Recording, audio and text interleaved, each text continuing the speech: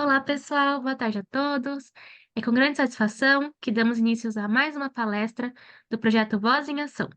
Meu nome é Gabriele Gimenez, eu sou a presidente da gestão 2024-2025 do Rotaract Clube Barueri Conexão Castelo Branco. E hoje temos a honra de receber nossa palestrante, Amanda Ramos, que gentilmente aceitou o nosso convite para compartilhar suas valiosas estratégias sobre estruturação de discursos. Amanda, em nome de todos, eu quero expressar minha gratidão por você ter aceito o nosso convite para estar aqui hoje e estamos muito entusiasmados em aprender com você as melhores práticas para criar discursos impactantes e envolventes. Então, sem mais delongas, passo a palavra para você, Amanda, e seja muito bem-vinda mais uma vez e muito obrigada por estar aqui conosco hoje. Bom dia, boa tarde, boa noite, pessoal. Não sei que horas que vocês vão estar assistindo aqui, né? Porque é um treinamento gravado. Primeiro, eu gostaria de agradecer mesmo, é uma honra poder participar desse projeto tão bacana. Hoje nós vamos discutir aqui a estrutura e narrativa de um discurso oralizado. Em breve a gente vai ver que tem algumas diferenças cruciais entre um discurso escrito e um discurso oralizado, né? A gente tem técnicas diferentes, né? Então, aqui a gente vai ver algumas técnicas específicas de escrita, de decoração, de memória, né? Enfim, várias coisas. Vou iniciar me apresentando. Meu nome é Amanda Rocha Ramos, eu sou associada ao Rotaract Clube de João Molevade, distrito 4521.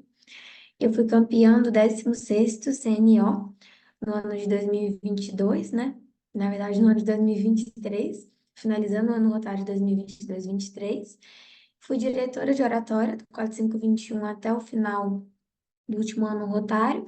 Atualmente eu estou como secretária distrital e trabalhei muito tempo como copywriter, né? E aí, daí que sai um pouquinho também dessas ideias, né? Dessas técnicas que a gente vai conversar aqui. Antes de mais nada, eu gostaria de desmistificar um pouquinho a oratória, né? Colocando assim, para a gente esquecer as regras que tem, né? Muitas pessoas trabalham com oratória de um jeito de, ai, fale assim, ou fale assado, faça desse jeito, né? Eu não trabalho assim. Eu acho que a gente tem que primeiro esquecer todas as regras que a gente acha que sabe sobre oratório, para aí sim a gente conseguir aprender técnicas e que a gente vai utilizar essas técnicas da nossa forma. Mas eu sempre coloco isso para a gente fugir de padronização, porque oratória não é sobre isso, não é sobre padronizar discurso, não é sobre todo mundo falar do mesmo jeito. Cada um tem sua forma de falar, né? O seu jeito de falar. E isso é muito importante, assim, que a gente mantenha, né? Então, na minha jornada mesmo, eu já tentei copiar vários oradores, assim, principalmente do CNO, né? Não na minha jornada no CNO, mas na minha jornada de concursos de interno de oratória, eu ficava tentando trazer aquele mesmo modelo que um ou outro orador que eu vi no CNO estavam fazendo, né? E não deu muito certo, porque justamente não era eu, né? E aí, quando a gente não é a gente mesmo, infelizmente, as coisas, elas não fluem, não fica tão bom, não fica tão natural, né? E a oratória, ela é sobre conexão. Então, a gente precisa, antes de tudo, sermos nós mesmos, né? Na nossa forma de falar, para que a gente consiga construir isso, né? Então, o treinamento de hoje é uma primeira oportunidade para a gente conseguir construir isso juntos, né? Entender essas técnicas, para a gente de fato conseguir construir discursos aí impactantes, mas principalmente com uma conexão com o outro a partir do que a gente também é. Então, estrutura do discurso. Muita gente já deve ter ouvido falar, tem que fazer um discurso redondinho, né? Tem que fechar, tem que ter um fechamento. Mas o que que seria um discurso redondinho, né? Que fechamento seria esse, assim, que às vezes os jurados pontuam, né? É justamente o discurso tem introdução, desenvolvimento e conclusão. A introdução, ela é o objetivo da minha fala. É no início ali, eu gasto, vamos supor que eu estou num concurso de oratória, eu gasto ali menos de 30 segundos na minha introdução, né? Simplesmente para mostrar o que que eu vou falar. E tem um objetivo muito bom também, que é cativar a pessoa que está ali. Então, por exemplo, eu vou fazer um discurso sobre violência contra a mulher. E aí, na minha introdução, tem que estar claro o tema e o objetivo dele. O que que eu vou trazer ali tem que estar bem claro nos meus primeiros 30 segundos de fala, né? Que é para de fato isso cativar e a pessoa fala: nossa, eu vou prestar atenção nisso aqui, vou finalizar esse discurso, né? Vou ouvir o que que essa pessoa tem a dizer. Então, isso tem que estar bem claro ali na minha introdução. Aqui também é o momento em que você se auto-apresenta, né? Vem muitas dúvidas para mim sobre isso. Assim, Amanda, será que a gente se apresenta, não se apresenta? E aí, né? Eu falo assim que é muito bom a gente se apresentar, porque nós que estamos aí levando uma mensagem, né? Nós não somos só portadores dessa mensagem, né? Nós que fizemos esse texto, nós que estamos ali nos colocando, né? A fala, ela necessariamente passa pela gente. Então, eu acho muito importante, sim, a gente se apresentar, a gente coloca credibilidade naquilo que a gente está falando. Não precisa falar tanto de si, se não quiser, né? Mas pelo menos aquilo ali que faz sentido. Então, por exemplo, eu vou falar de violência contra a mulher. Poxa, eu vou falar primeiramente que eu sou mulher, vou falar, né, que eu sou rotaractiana. É aquilo que faz sentido com o meu discurso. Vou falar, sei lá, eu quero falar sobre o impacto dessa violência na subjetividade das pessoas. Vou falar que eu sou estudante de psicologia, porque faz sentido, né? Quando a gente traz um pouquinho, lá na introdução também, na nossa autodescrição, quando a gente fala um pouco sobre o que, qual que é o nosso lugar no mundo, né? Qual que é o nosso lugar no mundo, que nos traz aquela perspectiva que a gente está apresentando ali, é muito legal. As pessoas conseguem se conectar também a partir de um momento que elas já sabem quem você é. Então, acho que na introdução, assim, é um momento muito importante, acho crucial a gente conseguir se apresentar e também deixar o objetivo da fala, né? Então, se eu vou falar sobre violência contra a mulher, não que necessariamente eu precise falar, hoje, meu nome é Amanda, eu vou falar sobre violência contra a mulher. Dá para eu enfeitar esse discurso, né? Lá na hora do storytelling, a gente vai falar um pouquinho sobre esses enfeites, né? Mas, basicamente, o objetivo da minha introdução é que isso fique nítido, que as pessoas saiam sabendo quem sou eu e o que que eu vou falar. Já no meu desenvolvimento, é quando eu estruturo essas ideias. Então, por exemplo, lá na introdução eu falei que eu vou dizer sobre violência contra a mulher. Então, aqui no desenvolvimento, eu tenho que de fato discorrer sobre isso. Aí que eu escolho meu recorte. Aí eu quero falar de como que funciona a violência contra a mulher. Eu quero falar das problemáticas envolvidas. Eu quero falar dos tipos de violência. Eu não sei, a pessoa escolhe, né? Igual eu dei o exemplo lá, quero falar das implicações subjetivas. é, Posso escolher aqui para que lado que eu vou, né? Como que eu vou destrinchar esse tema que eu começo a falar lá na minha introdução. Mas aqui é importante que eu tenha um caminho das minhas ideias, que as pessoas venham e acompanhem meu raciocínio. Então, assim, eu falo do que eu vou dizer lá na introdução, que no desenvolvimento eu vou costurando essas ideias, né? Eu vou discorrendo sobre, de fato, para que as pessoas compreendam. Aqui está o conteúdo principal, tá? Aqui no meu desenvolvimento. E aí, lá na minha conclusão, é a mensagem que eu quero deixar, né? Eu sempre falo que é uma honra ter aí, vamos supor que você está numa palestra, que você está num concurso de oratória, você está discursando para alguém, é uma honra que as pessoas parem aquilo que elas têm de mais precioso para te dar, que é o tempo. Então, quando aquela pessoa te dá o tempo dela ali para ouvir o que você tem a falar, é mais do que honroso com ela finalizar com a mensagem que você quer deixar.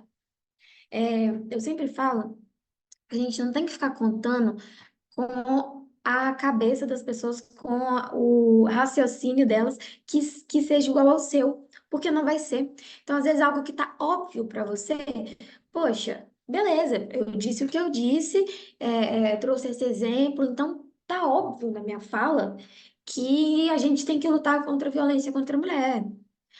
Tá óbvio na minha fala para mim que a gente tem que acolher essas mulheres que estão sendo violentadas. Beleza, pode estar muito óbvio para você, mas para aquela pessoa que está ouvindo, não necessariamente é isso que vai tocar, não necessariamente é isso que ela vai sair pensando, nossa, me inspirou a ir acolher essa mulher, nossa, me inspirou a lutar contra isso. Nem sempre. Às vezes é a sua mensagem ali no final que vai dar esse insight na pessoa. Então, assim, a conclusão ela é crucial. Eu dou uma retomada naquilo que eu falei. Então, eu estou falando sobre o desenvolvimento, sobre a subjetividade, eu vou falar sobre acolhimento. Então, a minha conclusão, geralmente também conclusão de oratória, eu costumo separar para conclusão uns 30, 45 segundos. Eu dou uma retomada ali rapidinho no que eu acabei de dizer, né, no desenvolvimento. Então, tendo em vista, né, esse impacto, eu já discorri sobre isso lá no meu desenvolvimento. Aqui não, não é momento de discorrer mais nada, estou na conclusão. Então, o que que a gente vai fazer com isso? E aí agora eu dou a sugestão do que vai ser feito, né? Eu quero que vocês saiam com a reflexão, eu falo, então vamos refletir sobre isso. Será que a gente não precisa pensar nisso? Será que a gente não precisa colher? Aqui eu escolho qual que é a chamada para ação que eu vou colocar para essas pessoas, né? É até muito bonito da nossa parte finalizar o discurso com uma mensagem que vai para além dali, né? Nenhum discurso ele tem que acabar por si só. Não é acabar, não tem que ser suficiente te ouvir, né? Te ouvir tem que ser uma ponte para que a pessoa consiga fazer algo a respeito. É isso que vai fazer com que vale a pena a pessoa ter ficado aquele tempo te ouvindo, né? Quando você termina de me ouvir e fala assim, poxa, é isso, então agora eu vou fazer tal coisa. Ou então, nossa, eu nunca tinha pensado por esse lado, eu vou pensar um pouco mais nisso. Não acabar ali, a pessoa sair do seu discurso com alguma coisa ali para elaborar, para fazer, sei lá, algo que está dentro dela ali, né? Insistente, assim, um movimento, uma energia. Quando isso acontece, é porque de fato seu discurso ele teve um propósito. Ele atingiu essa pessoa para além dele mesmo. E isso a gente só consegue fazer quando a nossa conclusão está estruturada para verbalizar essa mensagem, para que ela não fique perdida na cabeça de um de outro, que de fato tem uma canalização. Algumas formas que a gente tem de fazer isso, por exemplo, vamos supor que a gente use um exemplo no texto, né? Uma história, quero transformar esse texto numa história, vou começar falando de, sei lá, de quando eu conheci uma mulher, sei lá, né? Eu não vou nem colocar como se eu fosse uma vítima de violência, mas vou colocar como se eu conheço uma vítima de violência, e, enfim, aí eu mostro toda a história dela, assim, por alto, trago ali alguns pontos e uso ela de exemplo para mostrar um pouco sobre esses impactos subjetivos ali da violência contra a mulher. Então, aí, é importante que isso esteja tanto na minha introdução, no meu desenvolvimento e na minha conclusão. Entendeu? Eu posso, lá na conclusão, não preciso explicar de novo a história da mulher. Se essa mulher chama de Joana, eu posso simplesmente falar para acolhermos mais mulheres como Joana. Aí na conclusão não preciso Joana de novo, não. Lá no desenvolvimento, espera-se que eu já expliquei quem é Joana. Então, assim, esses são os momentos também da gente retomar as citações. No meu discurso classificatório para o CNO, eu falei sobre diversidade. E aí, lá na minha introdução, eu cito Martin Luther King. Eu coloco uma frase dele no desenvolvimento. Eu falo um pouco mais sobre, né? Eu pego um pouco sobre aquela mesa da fraternidade que ele propõe na introdução, eu uso essa frase de impacto no início. No desenvolvimento, eu vou desenvolvendo que o Rotaract pode ser essa mesa, enfim, etc. E aí vou explicando o porquê, vou explicando como, aí eu dou o desenrolar todo no desenvolvimento. E aí, na conclusão, como é que eu finalizo? Eu não preciso mais explicar tudo que eu já expliquei, mas eu uso essa citação de novo, eu só lanço o nome dele ali de novo, para que as pessoas consigam fazer a ponte de tudo que eu falei, né? Então, uma estratégia muito boa também aqui, para a gente fazer esse discurso redondinho, é utilizar repetição de palavras. A mesma palavra que eu usei lá na introdução, eu uso lá no desenvolvimento explicando ela. Lá na conclusão, eu vou lá e repito aquela palavra. Isso faz com que as pessoas elas tenham uma memorização de tudo que foi falado. A repetição é uma técnica mesmo de memorização, de aprendizagem. E aí a pessoa vai pescando assim, na hora que eu falo Martin Luther King, ok, aquela frase que ela acabou de falar, mesa da fraternidade, ela explicou isso. Então a pessoa vai se situando ali, ela vai acompanhando a sua linha de raciocínio, né? E aí a importância de fato, estar um movimento circular nesse discurso, né? Para que ela consiga finalizar o seu discurso tendo a linha de raciocínio que você teve para criar aquela mensagem. Porque também não adianta nada a gente trazer muita coisa lá bacana, mas soltas. Então, assim, poxa, eu falo da violência contra a mulher, etc.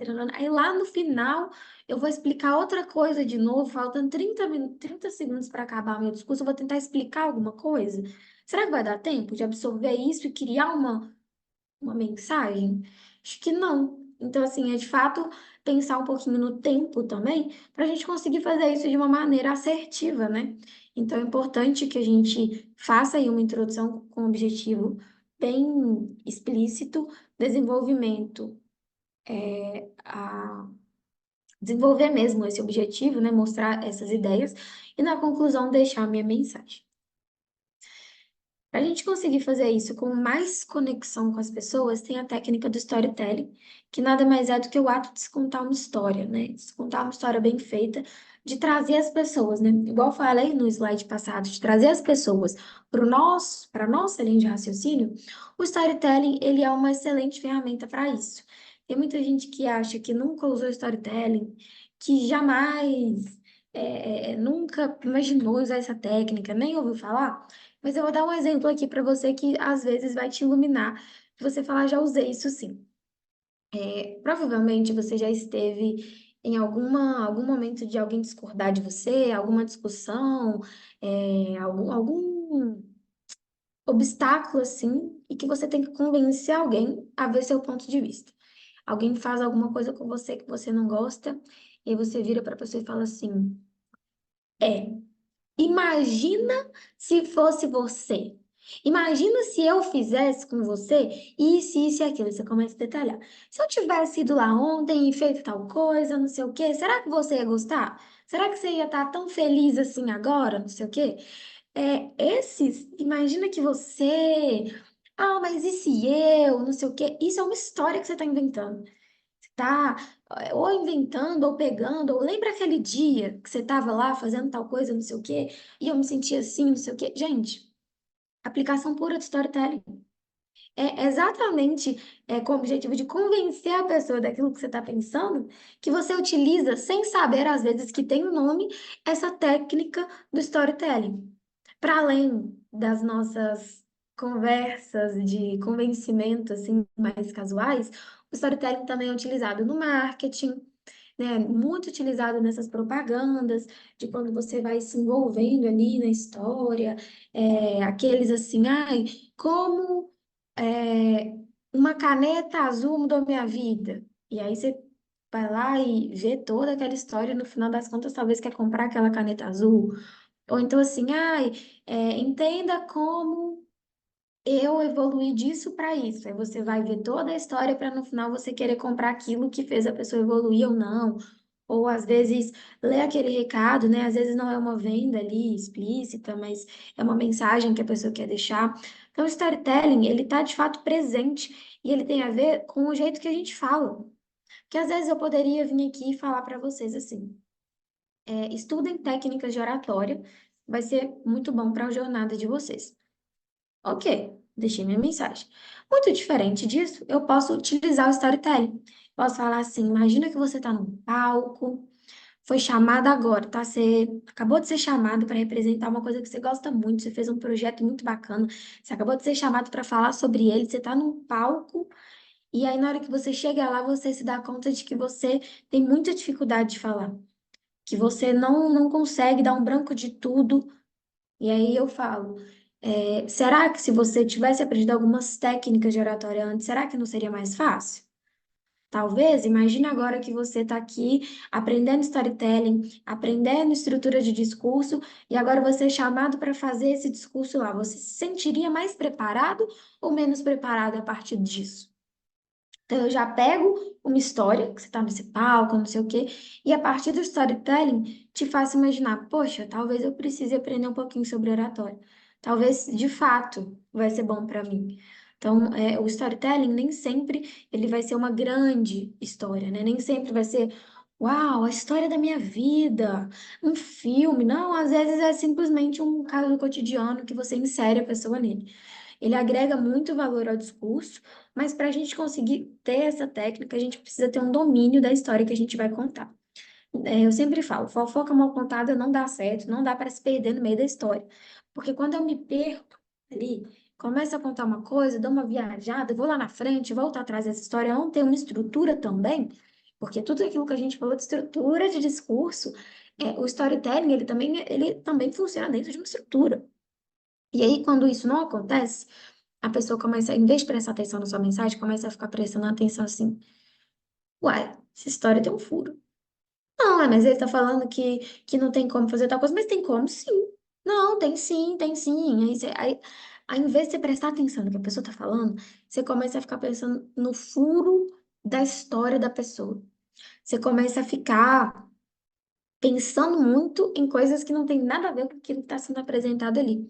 Então, também é um problema. A gente tem que ter o domínio para não deixar esses furos, né? Para não esquecer de pontos importantes também na história, né?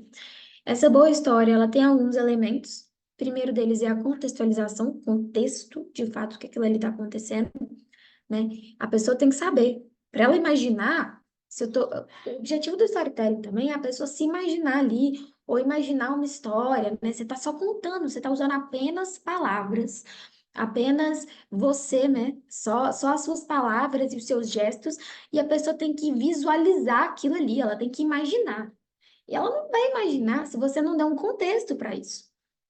Então, poxa, se isso aqui aconteceu, ó, foi um projeto que você fez, né? Aí, às vezes, você até fala, foi um projeto de Rotaract que você fez, você está aqui, sei lá, tô no CNO, você está aqui na Conarc, seu projeto, o projeto que você propôs na sua reunião, passa para a fase final do CNP, e aí, de repente, o presidente do seu clube te chama.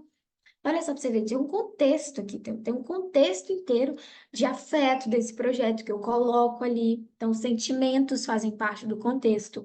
Onde eu tô naquela situação, se é uma situação específica, quanto mais eu falar dela, melhor. Eu tenho que explicar muito.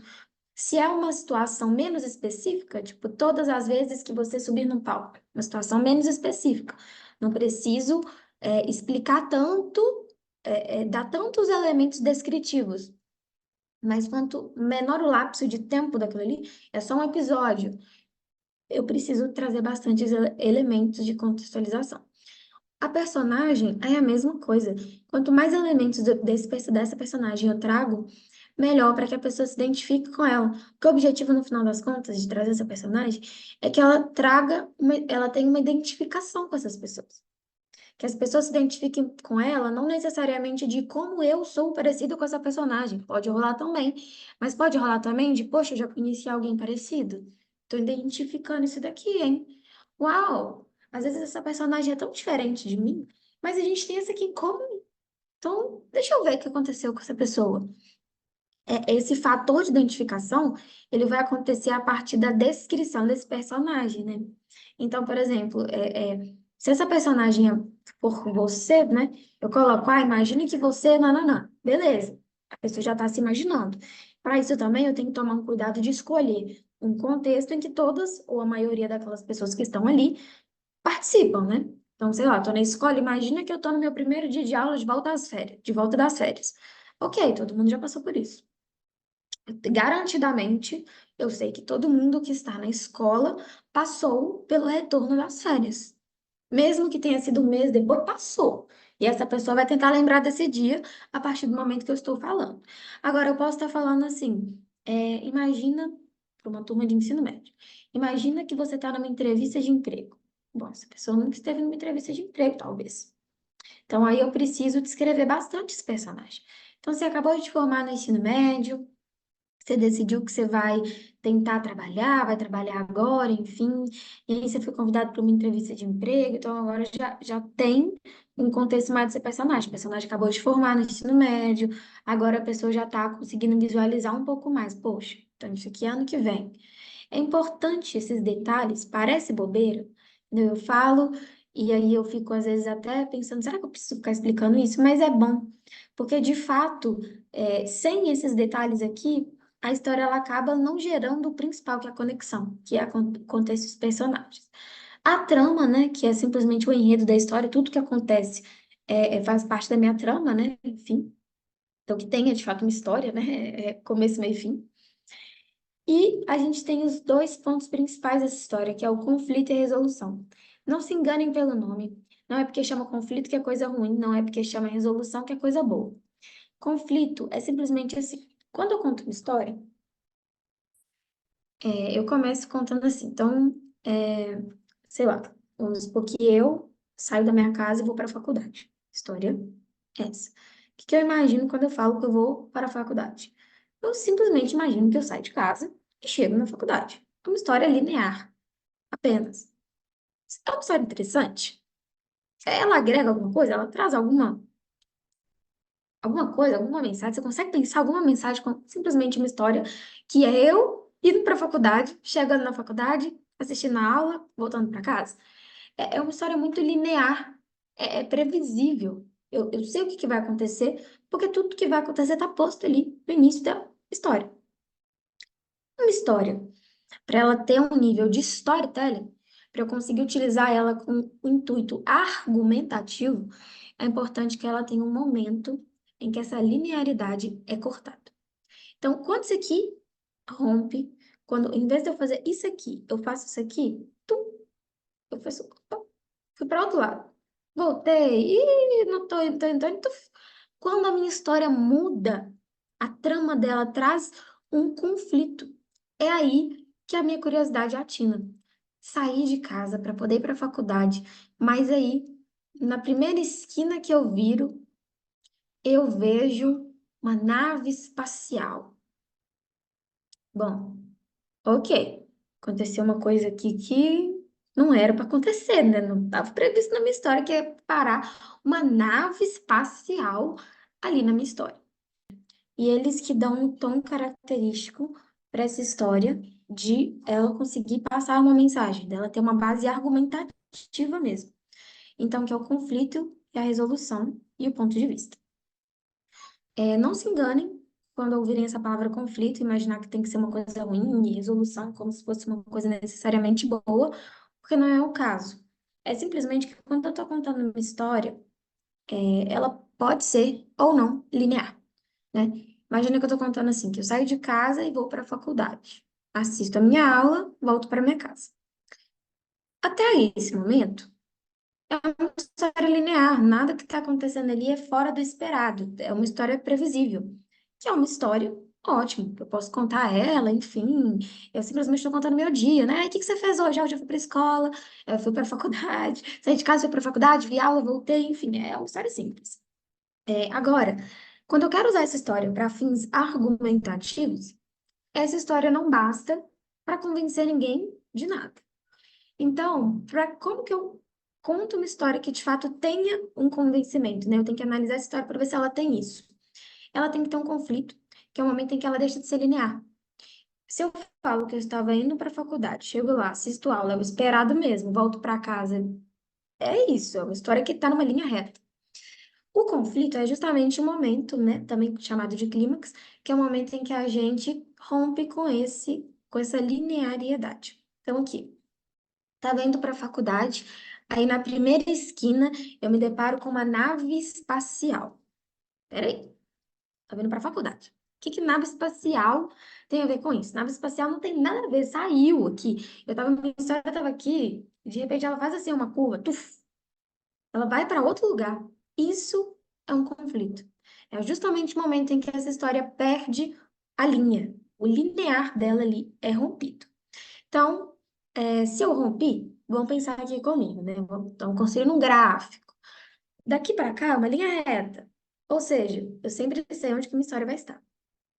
Agora, quando eu faço esse conflito, quando ele tem esse rompimento, para onde que essa história vai? Agora é o momento que eu preciso da resolução para saber.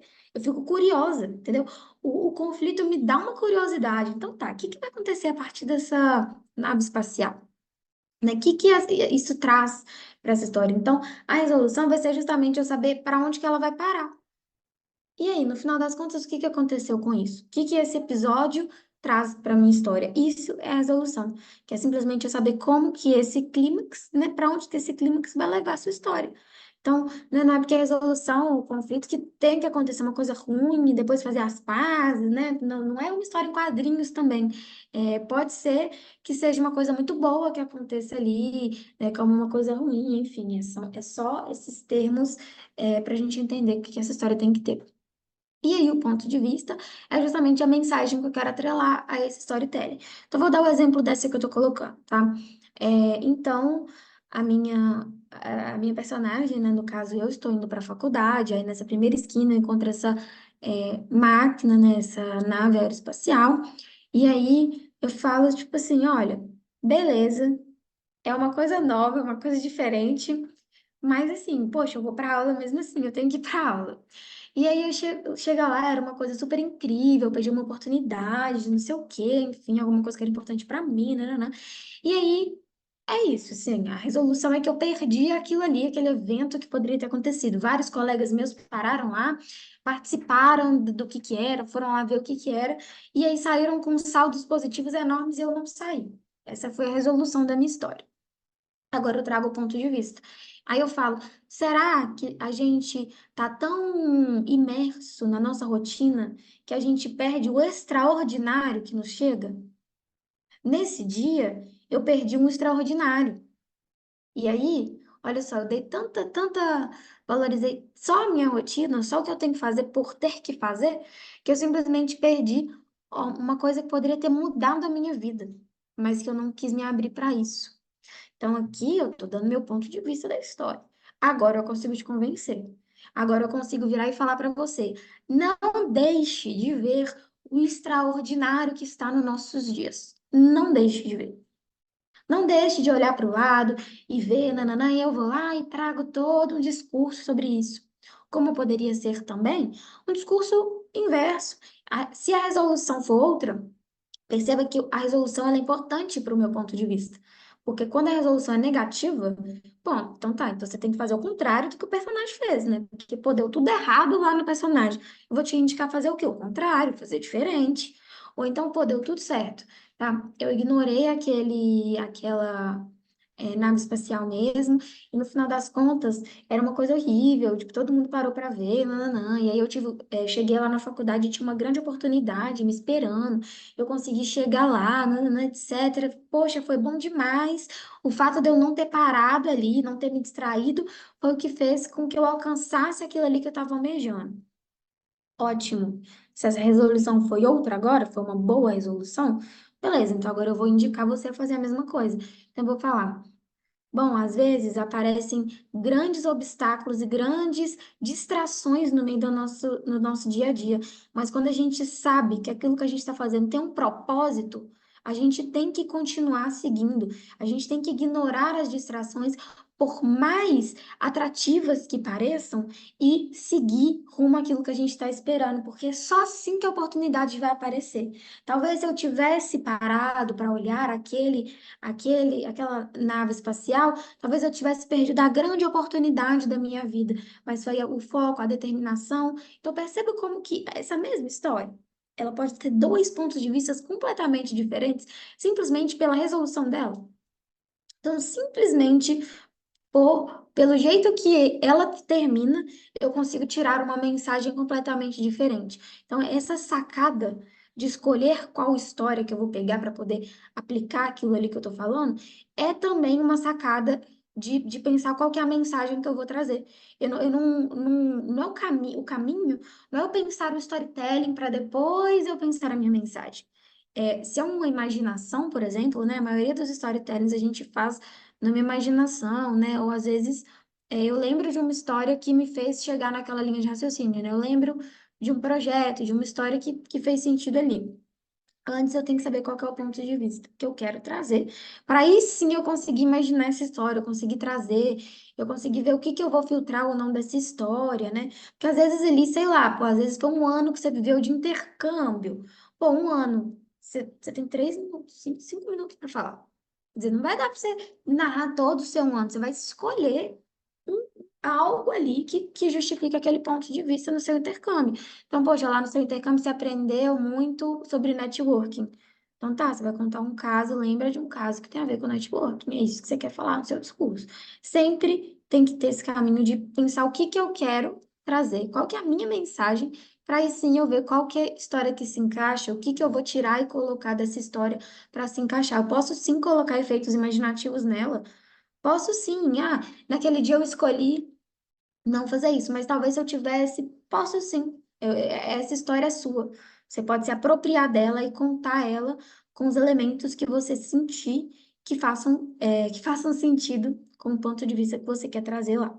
Sempre, é claro, tratando com veracidade, né? Se é uma história sua, né? Você vai trazer esses elementos, etc. Se for uma história de outra pessoa, a gente se limita um pouco do que a gente pode ou não pode imaginar, né? Do que a gente pode ou não pode dizer na vida de uma pessoa que não é você, né? Então você não sabe necessariamente se essa pessoa não tivesse ido ou tivesse feito diferente, você não sabe exatamente porque você não é ela. Mas você pode trabalhar com a imaginação das pessoas, né? Ah, imaginem que você está no lugar dessa pessoa. Então, a imaginação dá para lidar, né? Dá para usar, mas o que eu tô querendo dizer é que a gente tem que tomar um pouco de cuidado também para a gente não trazer uma mentira, né? Não é simplesmente assim que a gente vai inventar alguma coisa também, né? E aí, mais do storytelling, é principal da gente entender que a gente tem que ter, para não se perder, para a gente conseguir ter esse domínio, é importante também que a gente cheque o nosso emocional. Então, assim, será que essa história eu vou contar mesmo? Será que eu preciso contar o maior trauma da minha vida que eu não consigo nem falar na terapia, no discurso, para concurso de oratório? Talvez não.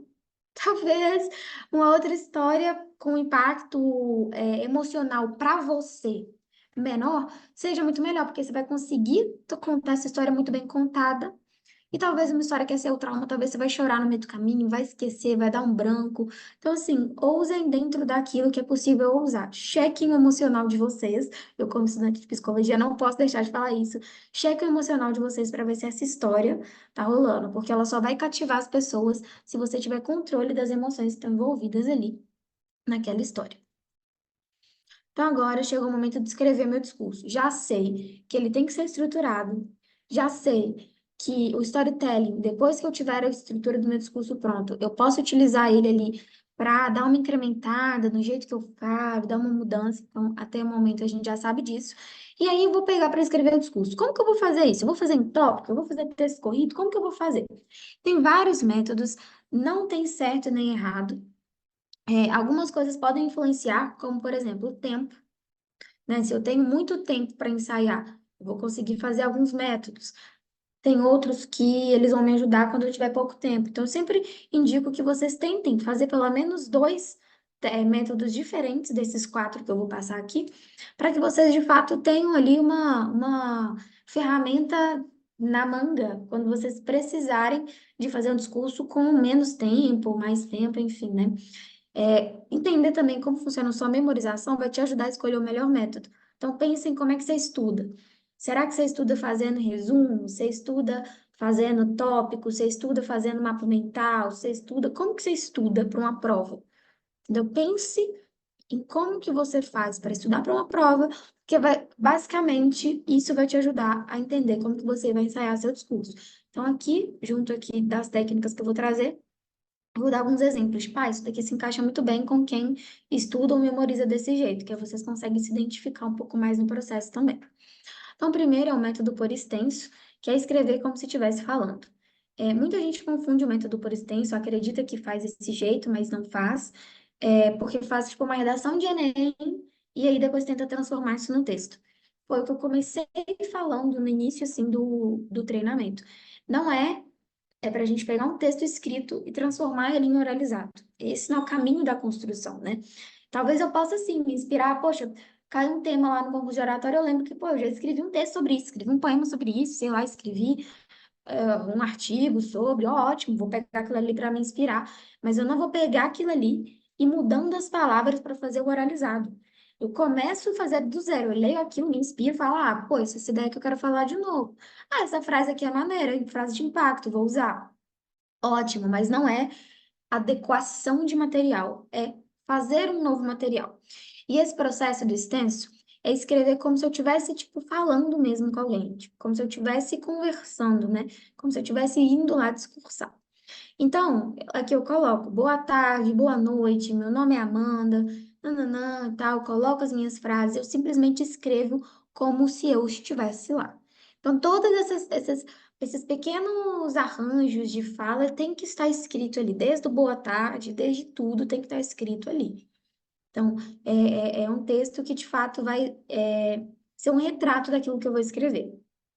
ponto forte dele é que eu tenho um controle muito grande da minha mensagem. A galerinha que faz resumo já está acostumada e às vezes usa muito esse método. A galera que faz resumo, né, que estuda, estuda, estuda, estuda, e depois vai lá e faz um texto resumindo aquilo ali, né? Essa galera que tem o hábito de estudar desse jeito, costumo se identificar com esse método por extenso.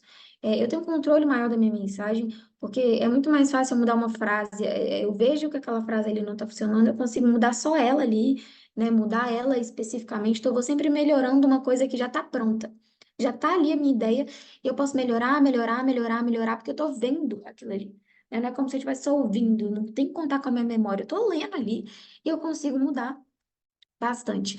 Outro ponto forte também do método por extenso é que às vezes a gente não tem som, não tem possibilidade de treinar com som, né? Então, por exemplo, já tive que treinar um discurso que eu fiz método por extenso, eu fazia muito os meus primeiros discursos, simplesmente porque eu estava trabalhando, minha rotina era muito agitada e eu não conseguia ficar sozinha muito tempo. Eu estudava, trabalhava, ia de van para a faculdade. Então, assim, era o dia inteiro rodeada de outras pessoas. Não dava para eu, tipo, começar a ficar gravando um áudio sobre o meu discurso. Não dava para eu treinar oralizado. Então, eu treinei por extenso, escrito, mas eu treinei um discurso oralizado. Só que escrevendo ele. Então, assim, eu sempre reescrevia. O método de treinar isso daqui é escrever de novo. Escrever um texto, você vai escrever ele todo de novo, você vai escrever ele todo de novo, você vai escrever ele todo de novo. É como se você estivesse falando aquilo várias vezes para você exercitar, só que você vai treinar sua memória escrevendo, escrevendo, escrevendo, escrevendo, escrevendo. É óbvio que, como é um discurso oral, né? No final das contas, ele será falado. É importante que, vez ou outra, quando você tiver um tempinho ali, que você tente também gravar um áudio falando a mesma coisa, né? Como se fosse escrita, só que falando, né? Mas, basicamente, isso vai ser depois que você já decorou ele é, com essa memória de escrita. Escrever, inclusive, é uma das técnicas de memorização mais funcionais, assim. E tem uma diferença que eu quero colocar aqui também entre escrever no computador e escrever a punho. Quem tiver possibilidade de fazer a punho, faça a punho, tá? Porque a memorização, quando tem esse movimento de escrita, assim, a punho, ele é melhor, tá? Então, assim, de fato, ele é melhor. A gente aprende, inclusive, a escrever desse jeito e tudo mais, e é diferente do que escrever na tela. Assim, tem diferenças de fato. Então, tentem, para facilitar a memorização, fazer a punho. Pontos fracos, né? Menor flexibilidade. Claro, já escrevi um texto grandão. Será que se eu quiser mudar uma frase de sentido, né? Não é só melhorar aquela frase, mas eu quero mudar uma ideia. Será que eu vou mudar essa ideia mesmo? Será que eu vou ficar tão flexível a mudar isso ali, sendo que eu já fiz um texto? Então, assim, para quem vai fazer o método por extenso, para cuidar desse ponto fraco, entender que você vai ter que escrever aquilo ali várias vezes mesmo, mudando ou não mudando de ideia. Então, tenta fazer um outro texto com uma ideia diferente, depois talvez você consiga pegar os dois e falar, pô, essa parte aqui ficou boa desse, essa aqui daquele. Você vai montando um outro texto ali, né? São pontos fracos que vocês conseguem desenvolver. Então, quanto mais vocês fazem esse método, vão fazendo, mais você consegue melhorar esses pontos. Mas, de fato, comparado a outros, tem outros que são muito mais flexíveis. É simplesmente muito mais fácil você mudar uma ideia ali em cima da hora. Esse aqui não é tão fácil. E às vezes uma dificuldade maior é lembrar ele inteiro. Então, assim, é porque tem gente que às vezes escreve um texto inteiro e quer lembrar ele inteiro. Não é assim também, né? A forma da gente memorizar é a gente memoriza a ideia. A ideia do que a gente está falando, o que é introdução, o que é desenvolvimento, o que é conclusão, a gente decora isso. A ideia, a mensagem. Agora, as palavras exatas não se prendam a isso, porque é muito difícil mesmo lembrar o texto todo, assim, sabe? Eu lembro quando eu fazia teatro e decorar um monólogo é muito difícil. E no caso de concurso de oratória, não há necessidade alguma disso. Deixa para ter que decorar monólogo se você for fazer teatro, né? Se você tiver que decorar uma mensagem de outra pessoa. Acho que no concurso de oratória a gente tem a possibilidade de trazer um pouco mais da gente e não necessariamente tem que decorar todo um texto, 1000 palavras, né? Às vezes dá para simplesmente decorar a mensagem. Método de tópicos, que ele é simplesmente eu escrevo os pontos-chave da minha mensagem. Então, é hierárquico, é linear também, tem um caminho que eu vou seguir. Então, Ponto um, ponto 2, ponto 3, ponto 4. Tem um caminho que eu estou seguindo. O ponto forte é que tem outra coisa, esses pontos chaves não são frases muito extensas. Podem até ser frases, mas não muito extensas. Não, não é frase com vírgula, não. É frase tipo assim, violência contra a mulher é nananã. Ah, simples assim. Depois, segundo tópico, Lei Maria da Penha. Quero falar dela, só para eu lembrar. Que é simplesmente para eu lembrar a sequência de tudo aquilo que eu vou falar. Ela exige uma improvisação, né? Como que eu faço esse método? Eu escrevo os tópicos e aí eu vou ensaiando eles com áudio. Eu pego aqui e vou gravando meu áudio. Eu leio os tópicos, coloco eles na minha frente, falo primeiro, né?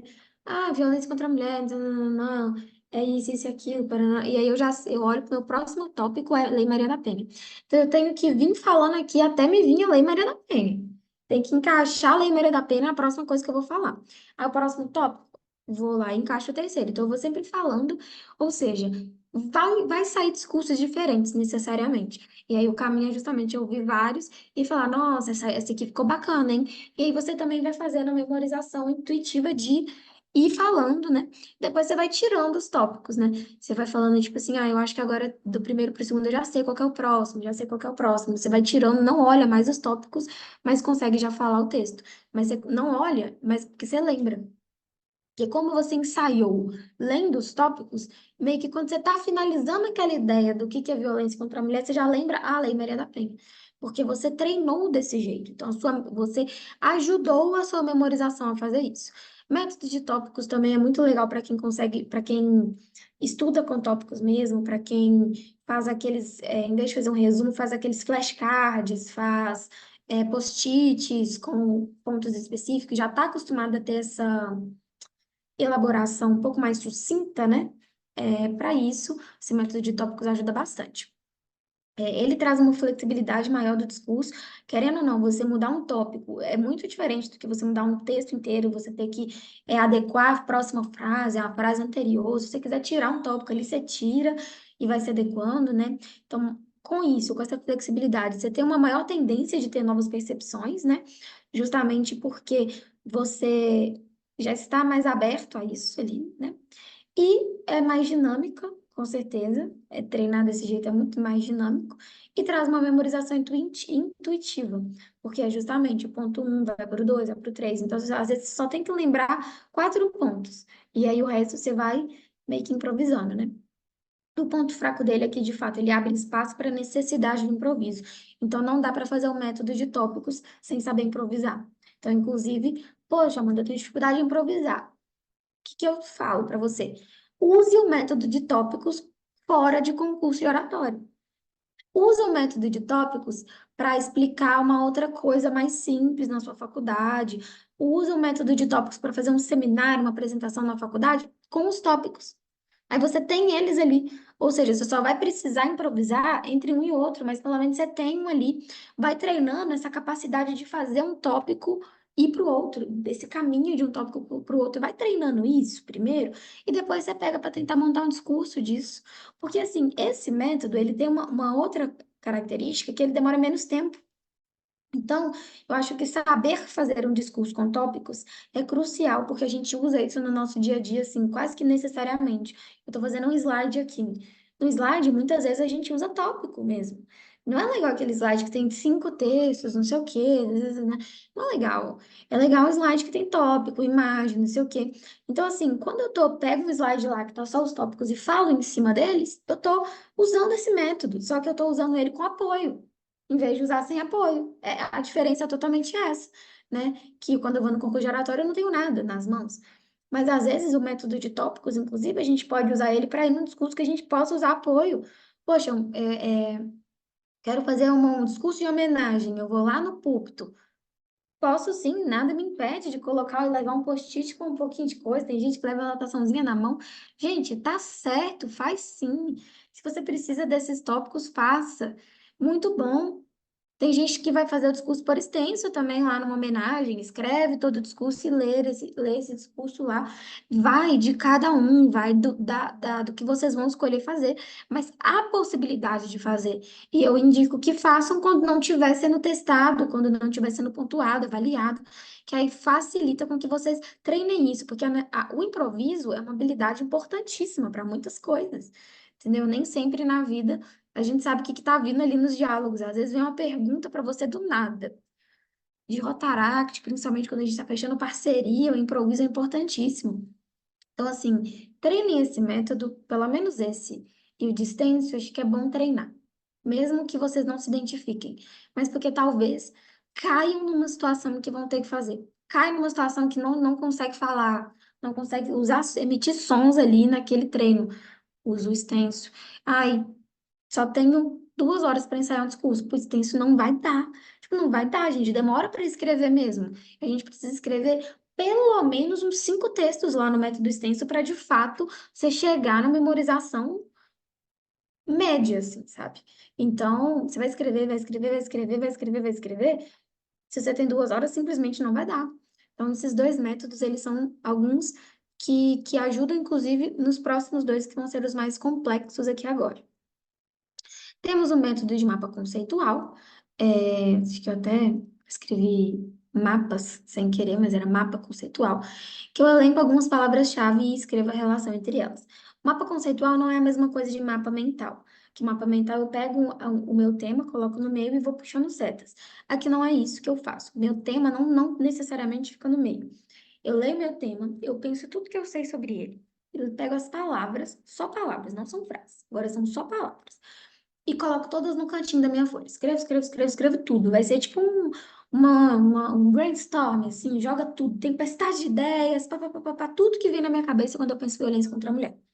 Aí, de repente, quando eu leio tudo ali, eu falo, ah, isso aqui tem sentido com esse faz sentido com esse, isso e isso se completam. Eu vou traçando, depois que eu já joguei as palavras, uma relação entre elas. E aí sim eu monto o meu mapa conceitual. E aí eu escolho o que que eu vou falar. Poxa, então tá. Dentro dessas 10 palavras que eu coloquei, 8 era sobre coisas que as mulheres sentem. Então, o que que eu vou falar? Poxa, então eu acho que eu vou fazer um texto sobre subjetividade. E aí, eu vou lá, o tema ainda é violência contra a mulher. Mas eu vou por parte ali, sei lá, mulher. A minha palavra no meio vai ser a mulher, a vítima. E aí eu vou colocar sentimento, aí eu vou trazer as palavras e a relação entre elas eu anoto na setinha. Então, por exemplo, sei lá, culpa. Então, eu vou colocar mulher vítima de violência, o ponto principal, né? Claro que mulher vítima de violência, mesmo que não seja uma palavra só, é uma palavra, é uma coisa só, né? Uma palavra, uma expressão que representa uma coisa só, igual um guarda-roupa, né? Igual tá ali, aluno universitário, mulher vítima de violência. É o sujeito ali que eu tô falando, né? Não tem como eu separar muito isso, nesse contexto aqui. Então, eu vou colocar mulher vítima de violência, culpa, sente culpa. Então, eu vou colocar na minha setinha. Então, eu faço esse mapa conceitual antes de pensar em fazer discurso. Eu faço para eu pensar o que que eu penso sobre o tema. Depois disso, eu vou lá e monto o meu discurso do mesmo jeito do tópico, falando, só que agora eu não tenho mais o material de apoio como tópicos. Peraí, só um minutinho. Passar um carrinho de som aqui, depois vocês tiram na edição. Então, aqui no caso, eu não vou fazer igual no método de tópicos, que eu tenho os tópicos de orientação. Eu olho o meu mapa conceitual e vou gravando meu áudio com ele. Vou falando, não, culpa, mulher sente culpa, tem esse efeito subjetivo, isso. Eu vou falando dessas coisas que eu escrevi ali.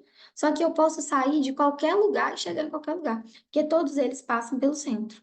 Então, eu posso sair lá do meu. Quer ver? Eu vou voltar um slide aqui. Eu posso sair cada não em produção e aí eu chegar na produção simplesmente por um caminho. Mas eu poderia também começar com anotação e terminar com automatização dos estudos passando por outro caminho, mas todos eles ainda estão falando do tema. Então, que eu posso escolher, eu tenho um dinamismo ainda maior, uma flexibilidade ainda maior, porque agora eu tive todas as minhas ideias e eu tenho várias possibilidades, então eu consigo explorar. Esse é um método, gente, que ele é muito avançado. Eu só confesso para vocês que eu só consegui usar esse método no em duas vezes de concurso de oratória, eu usei duas vezes só, que foi no EMIC e no concurso de oratória na final, que eu usei. E assim, foram os meus dois discursos favoritos, porque eles são os que eu mais pensei mesmo, tive várias ideias, quase falei de várias formas, mas escolhi falar de outra. Então, assim, foram os discursos que eu saí mais feliz, assim, mais satisfeita, porque esse mapa, esse método, ele é muito certeiro mesmo. Só que, de fato, ele é difícil. Eu não consigo fazer um mapa conceitual se eu não passei pelo tópico. Eu preciso passar pelo tópico para eu conseguir ter o dinamismo de fazer um discurso pelo mapa conceitual. Ele tem, então, essas diversas possibilidades de estruturação, o que garante aí uma flexibilidade maior, né? Um discurso que passa por mais ideias antes de chegar na concepção do que ele é. Os pontos fracos dele aqui, se eu não sei fazer, pode ficar embolado, né? E a memorização não é intuitiva. Então, não é igual o tópico que eu vejo do 1, passo para o 2, passo para o 3, passo para o 4. Então, às vezes, tem esse elemento. O método de blocos. Voltando aqui no mapa conceitual. Esse mapa, para quem já faz mapa conceitual para estudar, é bom treinar, fazer o mapa conceitual estudando. Às vezes, antes de fazer um discurso mesmo no mapa conceitual, comecem a usar o mapa conceitual para estudar, para fazer outras coisas. E aí, quando vocês tiverem pegado o conceito de fazer realmente mapa conceitual, tá fechando ele, beleza? Conseguir, tentem explicar para alguém alguma coisa com o mapa conceitual. Ó, fiz esse mapa aqui para explicar a anatomia do cérebro. Ótimo, agora pega esse mapa, coloca ele, você e seu amigo, o mapa no meio, e fala assim, e explica para ele a matéria, usando aquele mapa.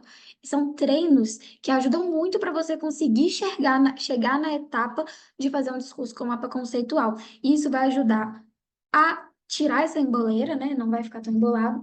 E vai te ajudar também a não precisar ter essa memorização intuitiva, de simplesmente conseguir pegar os elementos e fazer esse texto, né? Ele também requer muito improviso. E aí, treinar desse jeito é muito bom para quem quer, de fato, se avançar aí na oratória com pensar várias possibilidades e conseguir entregar esse discurso. O último método que eu vou trazer aqui é o de blocos, que ele é basicamente quase que uma mistureba de tudo, de todos que eu coloquei aqui. Você vai escrever, você vai pegar os tópicos, né? Você vai ter textos em tópicos. E esses textos são blocos. Então, você vai ter bloco um, bloco 2, bloco 3. Eles têm uma sequência também. E eles também, além de ter uma sequência, eles têm uma relação entre eles, que é o que a gente aprende lá no mapa conceitual. Porque você não vai escrever, além disso, não, você vai escrever só a ideia.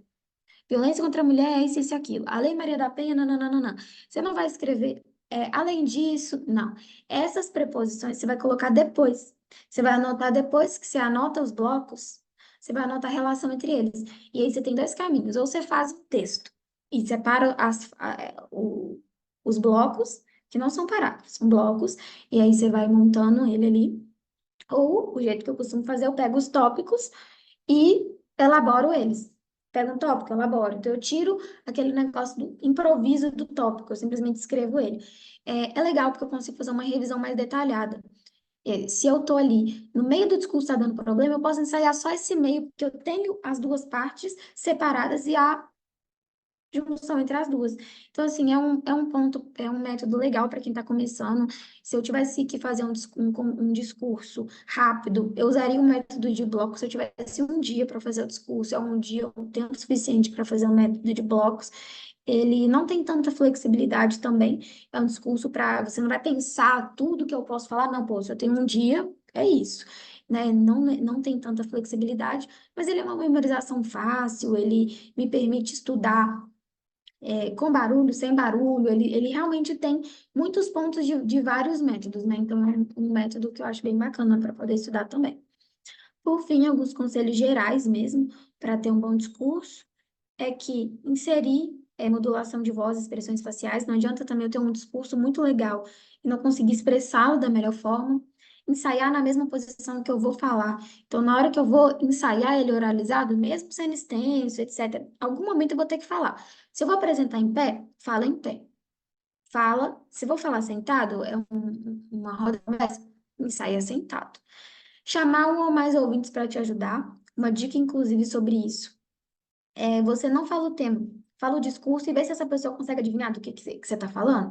Se der certo, significa que você não está fugindo do tema, né? Para a gente não se embolar também, né? Para a gente conseguir passar a mensagem. Se a pessoa pegou a mensagem, ótimo, seu objetivo ali está cumprido. Confiar no seu processo de preparação. Aí, faltando 5 minutos para o negócio, larga o texto, larga tudo. Se preparou já, você já se preparou. Descansa esses 5 minutos.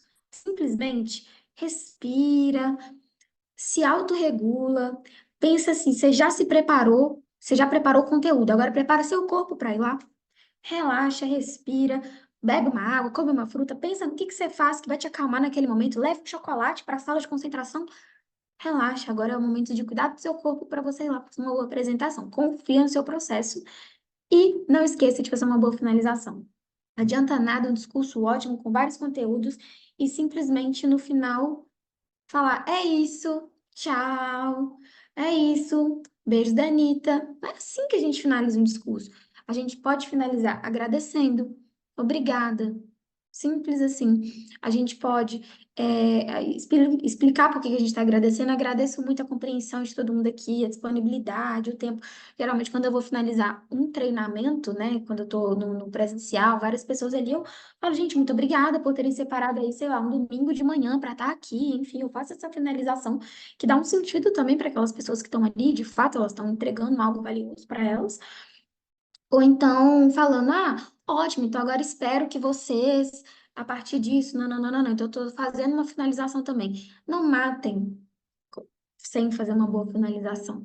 Então, assim, já fazendo a minha, inclusive, eu espero que a partir desse treinamento vocês consigam ter aí um bom proveito disso, consigam fazer discursos estruturados, não se esqueçam da introdução, desenvolvimento e conclusão, consigam utilizar o storytelling, usem o método que for mais adequado para vocês, mas não se esqueçam de treinar os demais, né?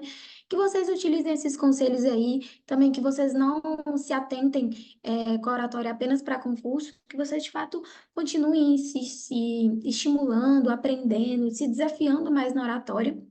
Que agora a gente já passou por todo um conteúdo, eu acho que vocês já estão prontos para dar um passo a mais. Então, bora praticar? Muito obrigada, pessoal. Tchau, tchau.